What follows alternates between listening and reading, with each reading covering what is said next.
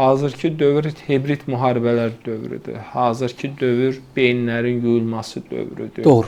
Beyinlərin müharibəsidir, düşüncələrin müharibəsidir. Əgər siz hərb meydanında qələbənizi beyin, fikir, informasiya müharibəsi ilə dəstəkləməsəniz və bu sahədə də qələbənizi təmin etməsəniz, sizin əlinizdə zəfərinizi saxlamaq çox çətin olacaq. Doğru. Yəni bugün biz ümumi baxanda bizim arxayınlaşmağa haqqımız yoxdur. Bizim qonşumuzda, ətrafımızda bizi istəyən dövlət yoxdur. Yəni indi Türkiyənin çıxmaq şərti ilə hamısının bizim torpağımızda gözü var, iddiası var. Doğru. Və erməni məsələsi bitməyib. 50 ilmi, 100 ilmi, 200 ilmi bu baş qaldıracaq. İndi biz deyirik məcburdular bugün ona görə.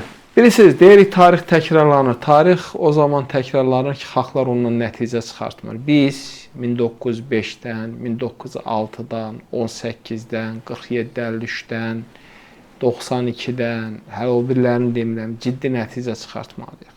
Yəni bugün bəli, biz güclüyük, Ermənistan bizlə hesablaşır. Amma sabah biz hansısa sahədə udursaq, biz ideoloji sahədə boşluqlara yol versək, bu bizim üçün çox ciddi problem yaradacaq və bugün proseslər də onu göstərir ki, əsas hədəf və məqsəd nədir? Yəni hərb meydanında bizim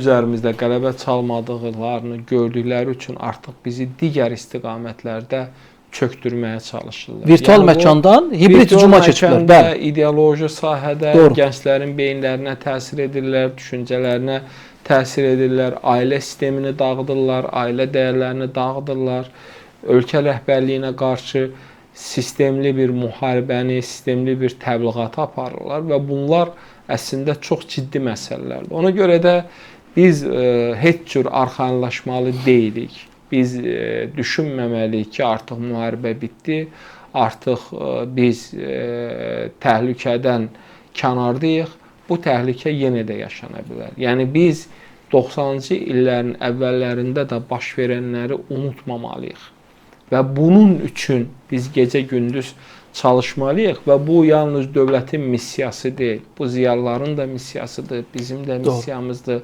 Hamı öz mövqeyini ortaya qoymalıdır. Çünki bugün mən düşünürəm ki, biz çox həssas, çox kritik, olduqca önəmli bir mərhələyə daxil olmuşuq.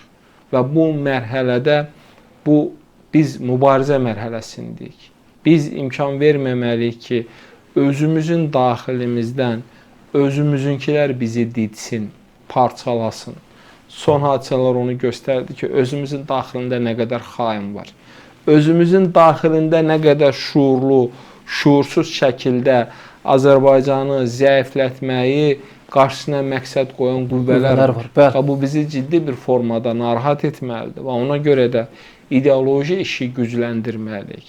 Eyni zamanda bu informasiya çirkliliyinin qarşısını ciddi şəkildə almalıyıq. Çünki bu ciddi bir prosesdir və qlobal bir prosesdir və bunun qarşısını da almaq getdikcə daha da çətinləşir. Ona görə indidən müəyyən bir sistemlər, müəyyən bir metodlar, müəyyən bir normalar hansısa formada fikirləşməlidir ki, bu proses o istiqamətə getməsin. Baxın, yəni mən açığı çox narahatam.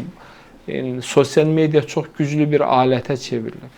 Bugün insanlar ənənəvi medianı oxumur, ənənəvi mediaya baxmır, televiziyaya baxmır. İnanmır hətta. İnanmır. Bəli. Və bugün sosial mediada gedən adi bir informasiya qloballaşaraq, bütövləşərək cəmiyyətdə tuğyan edir. Baxın, son hadisələr, son bizim bəzi həmkarlarımız haqqında gedən məlumatlar və s. məlumatlar. Ona görə də burada böyük bir şəbəkə işləyir və bu şəbəkənin qarşısının alınması üçün də biz çox ciddi bir formada çalışmalıyıq.